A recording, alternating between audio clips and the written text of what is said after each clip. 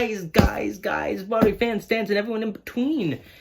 We have our first major Broadway show closing, that being Frozen. I know I'm a couple of days late, but you guys just don't care about what videos I make, so I just don't post that often. But I'm making a comeback. Still gonna get barely any views. Anyways, Frozen closed. It's not gonna return post-pandemic. But I'm telling you, I've seen this coming a mile away. When Broadway does inevitably return, because it will, probably next year, family-friendly shows that rely heavily on tourists, that are big brand shows, you're going to see a lot less of those, or you're going to see a lot of those shows close before Broadway reopens, or close very shortly when it does, because they rely heavily on tourists. And I think we're going to see more like shows like Hadestown and Dear Evan Hansen that don't need to rely on those tours, which I think is a good thing.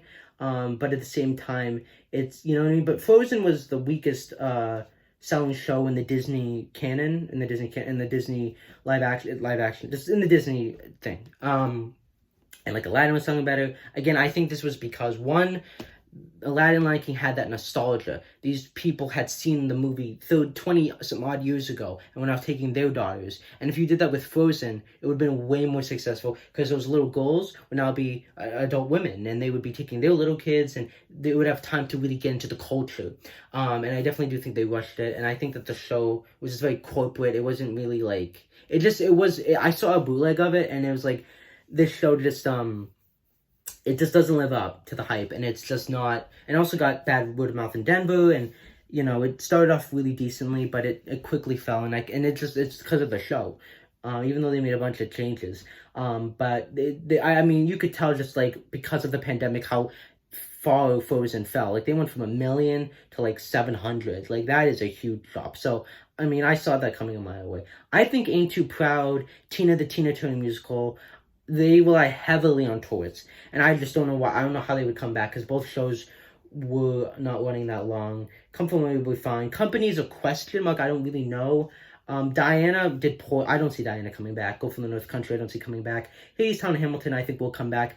I don't think Harry Potter will come back. It was struggling even before the pandemic, and it relies so heavily on the tourists, and tourists aren't going to come to Broadway for a while.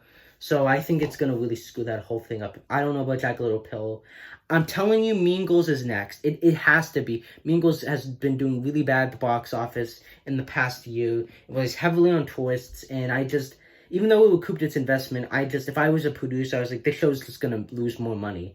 You know what I mean? And it's all about, not about like, oh, how well they were doing, but like thinking about when we go back, how much money are we going to lose, especially with these shows that cost millions of dollars. I don't know about Moulin Rouge. It's been making 2 mil, so I think it will come back. Mrs. Doubtfire, the producers are really committed to it. The Music Man is the show that everyone says will bring audiences back to Broadway. Obviously, it's not going to start in the fall. I think they should just do it in the spring, have a limited engagement until Hugh's contract went up in like the fall, and then just end it there and then do a tour. Sing Street, I think, will do really well since it hasn't opened yet, and also I think it will be a very Tony prestige show. Same thing with Flying Over Sunset. 6, I don't think needs to return because there's so many shows around the world, and West Side Story, I think they're going to close just because of the size of the cast. But yeah, that's my predictions on what shows are going to close. Again, the closing notes on Frozen was terrible. So one of the cast members was on a podcast and told that they didn't even think this would happen because Disney is this multi-billion-dollar company and it's Frozen. And how they were on the Zoom call and people were crying. It was devastating. It really showed like, wow, like I got emotional listening to it. So just show your support and your empathy for the people losing jobs. I'm telling you right now, a lot of shows are going to close before Broadway reopens, and when Broadway reopens, it's gonna be really bare bones, and Broadway's not gonna be the same. And it's a sad reality, but it's what needs to happen. Stinking Corona. Anyways, guys, that is my video. Sorry for being so somber, but like, subscribe, and comment, and please support the arts and Broadway.